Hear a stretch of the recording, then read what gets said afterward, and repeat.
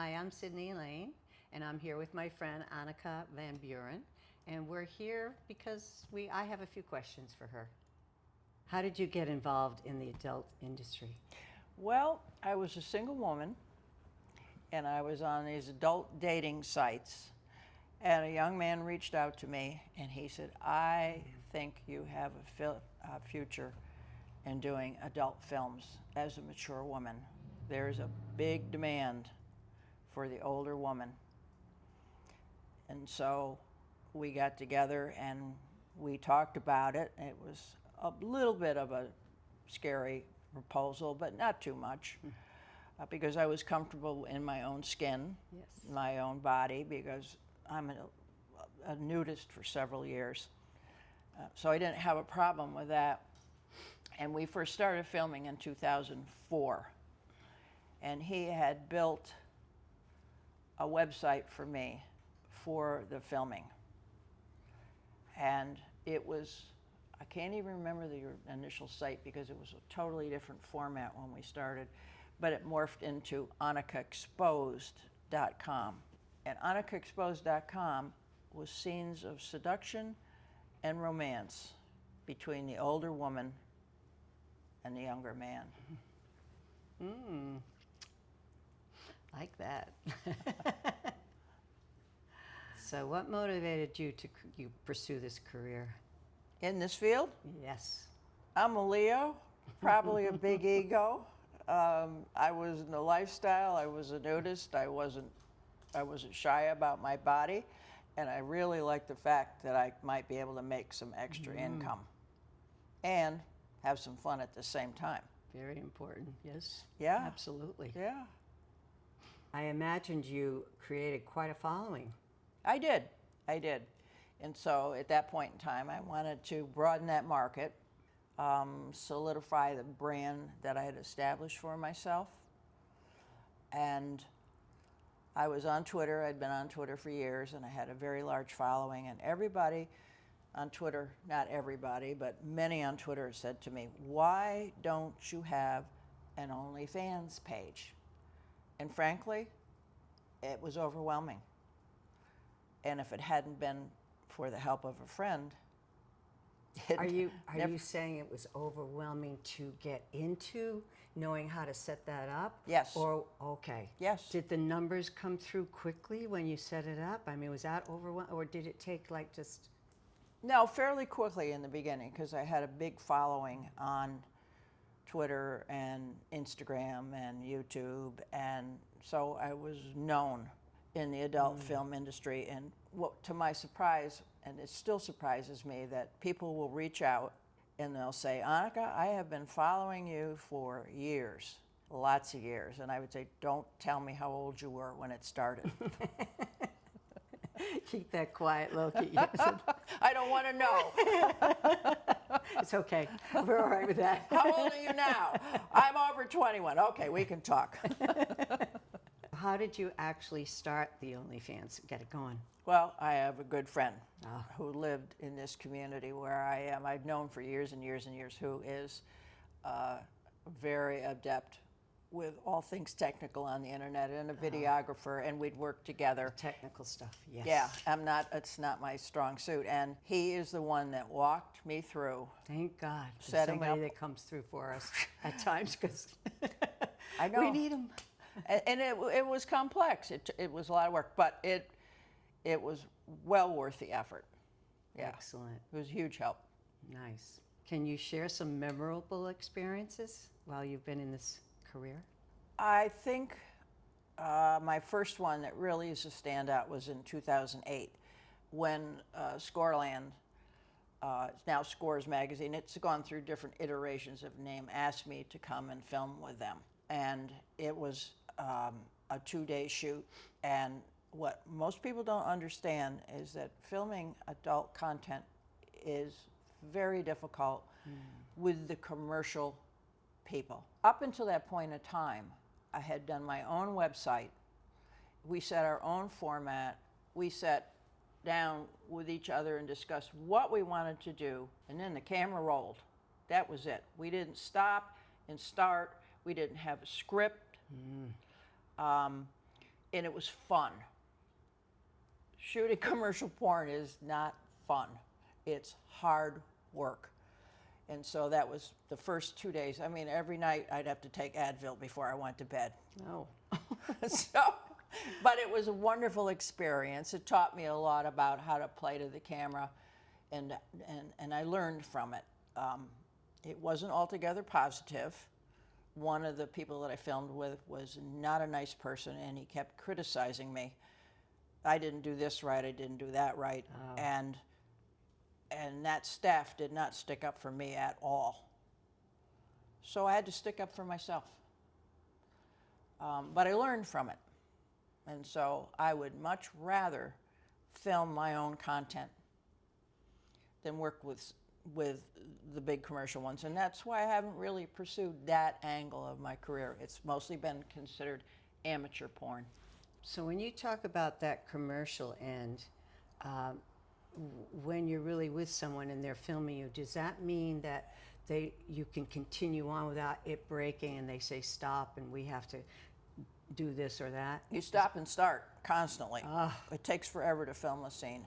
I had really two great experiences, not this year, but the last 2 years.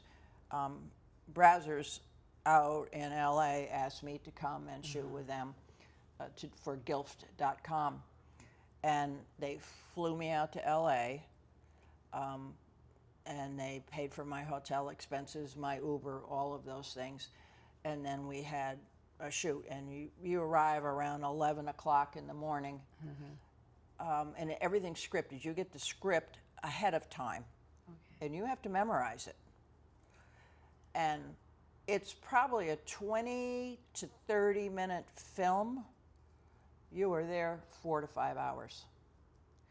They'll shoot the same scene over and over and over and over again. And so at the end of the day, and you're either on a hard granite countertop or you're on a hard floor, or it's tough for me, but it's even tougher for the guy.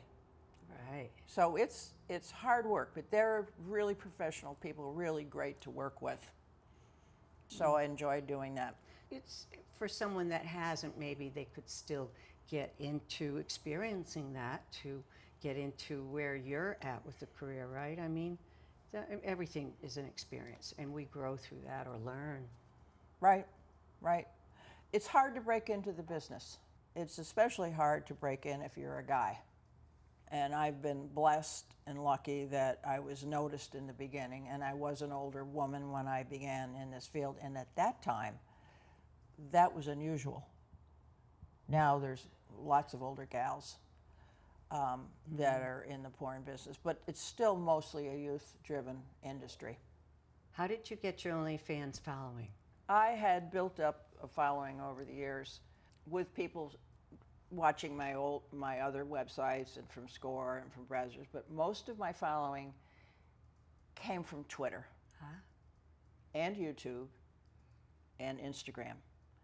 And since I'd been in this industry for, now it's 21 years, people have just known about me for a long time and kind of keeping track of me. So when I started OnlyFans, those that knew I was doing OnlyFans joined. What can you tell me about your YouTube channel? It's been surprisingly successful. Right now I have 171,000 plus followers, and it is the glamorous granny and an advocate for adult work. So it really blossomed with COVID. It began with the help of that same friend who helped me with OnlyFans. He did this beautiful video of me getting ready one night at a lovely vanity, French vanity with champagne. And it just, the music in the background, it was just a first class video. And that's how we started. Oh, nice. That's how we started the page. And it just kind of, but I didn't do anything with it. And so then COVID began. Oh. I couldn't work. So I decided, well, I'm stuck in the house. I have this vast wardrobe. I like getting dressed up. I have no place to go. And every day, every single day, I did a little video for YouTube, and it was called the Closet Series. And I would go into my closet and I would put together a sexy outfit. Not nude, not sheer, not showing any private parts because YouTube is very conservative. Mm-hmm. But it was still a little edgy, a little sexy. And I would just show up and say, hi, I'm Anneke Van Buren, and I live in Tampa, Florida, and this is my Closet Series, and this is what I'm wearing for you today. And I would just parade around the room and turn around, show my outfit, and that was it. Well, guys were stuck in the house. Good point. And that's how it grew. And then as COVID became less restrictive, I went to 3 days a week. And I actually had a neighbor helping me film. He would come over at noontime every day. We'd do just a few seconds. He'd pan the camera down, put the camera up. And then he couldn't do that anymore. And I just got a tripod and did it myself. And then it was 2 days a week. And now it's just 1 day a week. And I offer two things. One is the Closet Series has come back, and also the cocktail series. So some people suggested that you need to do something. And so I still wear the same sexy outfits. Some days more covered up than others, and they look forward to that every Wednesday. What an interesting process, because that kept your sanity during COVID, and the men, because everybody was locked in. Right. So it's nice to see how you just, when everything started to slow down, you started to just kind of lessen your work, but keep it going, you know, changing different things from Right. full days to 3 to 2. That's Right, and what I also did, which was perfectly legal to do, was I started to do cam sessions, where if they wanted to talk with me directly, yes. they could. Yep. And so that supplemented the income that I had lost during that year, and honestly, it saved me. So, and then came the OnlyFans. How exciting. What kind of content do you enjoy doing the most? My favorite kind of content is hearkening back to my original website, scenes of seduction and romance between the older woman and the younger man. I like the classy, old-time porn, where there was a story, where there was affection, where there was a connection between the people. That's my favorite type of adult film. What equipment and tools do you use for editing, taking the films and all of that? Well, it varies. If I do it myself, which is not preferred, but sometimes that's what has to be because I don't have a videographer currently at the present time. I have a tripod and a ring light, and then I use my iPhone 13 Pro Max, which sets in the middle of the ring light. I'm doing a lot of testing, but for OnlyFans, when I shoot myself, I do no editing because that iPhone will not edit. Oh. You have to add additional software to it to do that, and I do not have the technical ability. But I'm sure the fans still enjoyed looking at what you did versus your video photographer. Well, they like both, and it's interesting because it seems that the more natural that I am, the more they like it. And one of the things that's really fascinated me about this is that I will do what's called Everyday Anneke. And I'm just in gym clothes, heading to the gym and yoga, or I'm going to the grocery store, or I'm going out to dinner with friends. And so I'm wearing ordinary clothes. Maybe what I wear that's ordinary is a little sexier than, but you still have to live in a community and you have to be appropriate.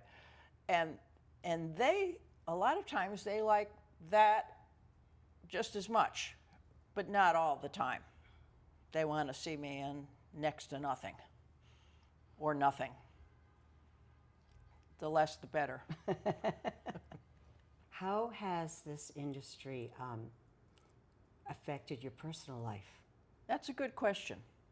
It separates the men from the boys, let me put it that way. You find out right away who is open-minded and who is not.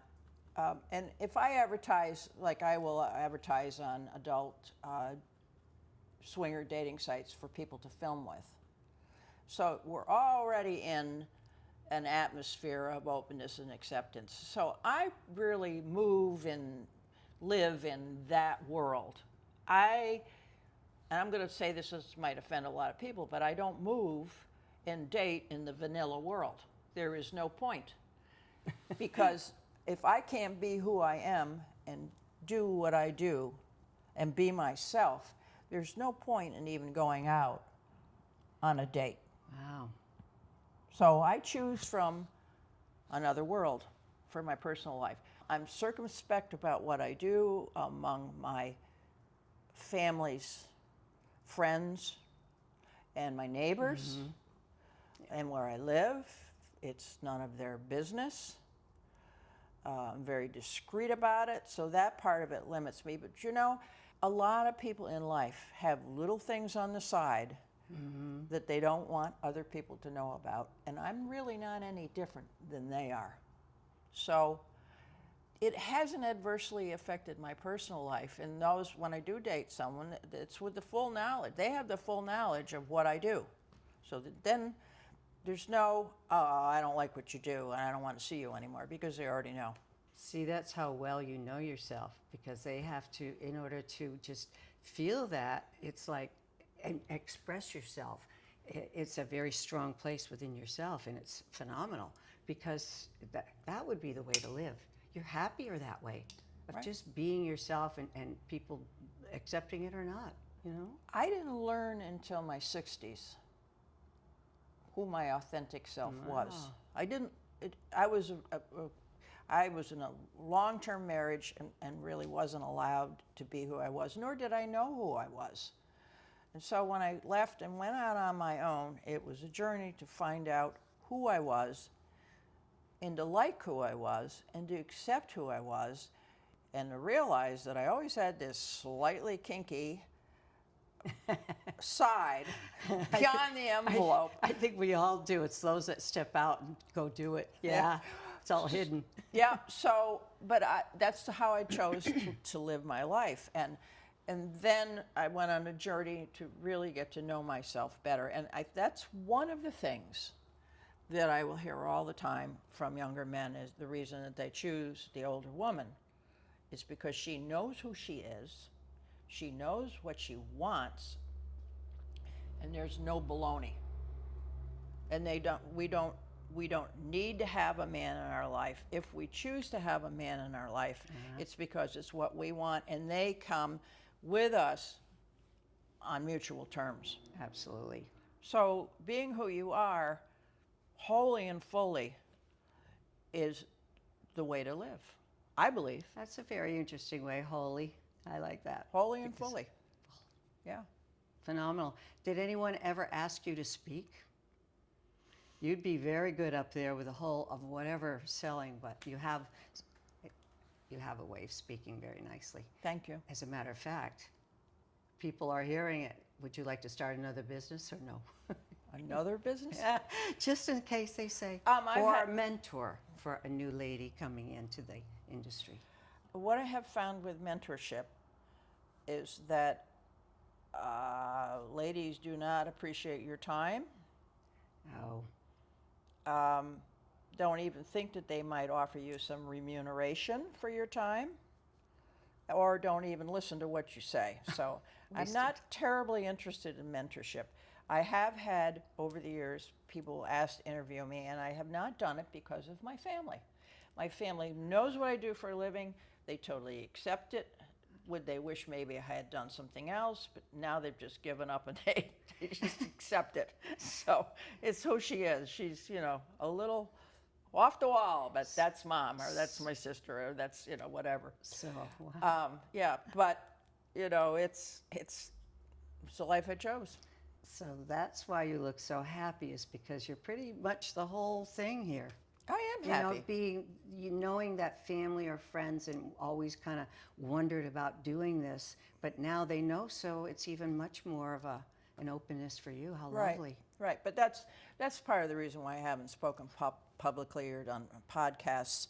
I have a journal on my website that I have written for years and years and years. It actually started in about 2006, and I used to write twice a week, and it had a big following. And with subsequent websites, it was hard to keep that going because it was huge now. But now it's all archived. And what people have asked me is, when are you going to write the book?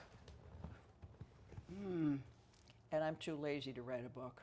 That's why you hire someone to do that. There are some out there. Yeah, and they take 50%.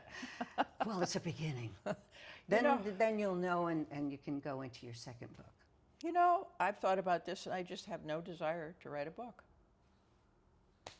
Well, then there might be something on a new site or developing one, that you are one that just explained everything during this interview, and that way it would be a business, and you could I don't know, just develop something from that, because it's your expression, because it's understanding, it's very deep.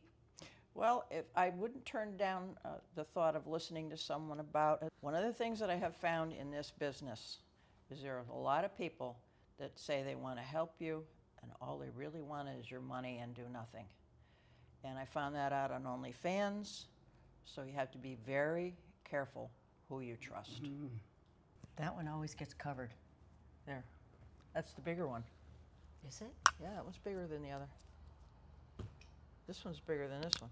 That's true. They always say something is different from left to right. This shoe size is a half a size bigger than my right foot. I left. Oh. What does this work mean on a personal level to you? It's fulfilling. It provides me with a nice income, but it also allows me to be who I am. I can express myself and not be fake. So, and I understand men, and I think I understand the needs that they have, and so I know that I'm bringing them something special that they might not be able to see at home or in the outside world, and it's private, and it's between they and I feel a need. So it's satisfying. And it's nice to know that men find me desirable as a senior citizen. I get a big kick out of that. All the years now that I have been in this business, it kind of makes me chuckle to think that I am the age that I am doing what I do. So I don't take it so seriously that I have to be perfect, that, the wrinkles are appearing and I'm aging, and I still have an audience of people who love me and follow me. So that part of it's very satisfying. What advice would you give to mature women that wanted to get into this career? Well, number one, I think they need to know who they are, and they need to be comfortable in their own bodies. Right? Now, they need to be comfortable with their sexuality. They need to be comfortable with their bodies. If they've got a bunch of hang-ups about how they look, or they're ashamed of their sexuality, or they think they need to pretend to be someone else, it's not going to work. They just need to be wholly, and I've used that word before, and fully who they are, and feel confident that there are others out there that would like to see this. So you got to have the confidence to do it. If you don't have it to begin with, you're in the wrong business. How do you handle criticism and negative feedback? Well, in the beginning, it upset me. And it made me mad. And it would be kind of tit for tat. But over the years, I've learned to ignore it or call it for what it is. I mean, I've gotten emails that have said, "Oh, you're a nasty, dried up old lady," and blah, blah, blah. And I would just write back and I'd say, "Did your mother raise you to talk to another woman like that? It's really brave of you on the internet." Or something like that. You know, and and you know what? I would get apologies. They needed to be called to Wow. task. So now, if and it can happen on, sometimes it happens on YouTube, but I would say 99.99% of the time on YouTube, it's really wonderful comments and just so supportive and so loving and so appreciative. And when that one guy does it, most of the time, I just remove it and block him. Or if he says something, somebody the other day made a comment about the cocktail series. "Well, you really need to watch that drinking." And I wrote back and I said, "I only film this once a week. Aren't you being a little judgmental?" Wow, you actually got a question like that? Yes, and I know who this How assuming, I or know who this something guy nice. is. I know who this guy is. He's been dogging me for years. He keeps the same name all the time. He actually wrote back and apologized and said that he was a former alcoholic. Well, nobody's a former alcoholic. You're a recovering alcoholic all your life. And Yes. he apologized. So, you know, or I'll say, "Listen, if you don't like older women, don't look. Go someplace else."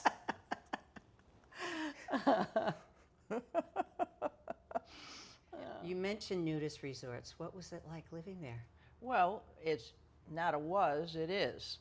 So I'm still here. I've been a nudist for a long time, and before I was a nudist, when I was married, my ex-husband and I used to go to Club Mediterranean, which was topless. And then over the years, when I got over my hang-ups, being a good Christian woman, I got naked, and I found out that I really liked it. And so we became nudists, and we used to go to the nude beach down at Hallover, north of Miami. I feel the most natural living in a place like this or visiting it, because it's a libertarian society in that people don't judge you for who you are or what you want to Nice. do.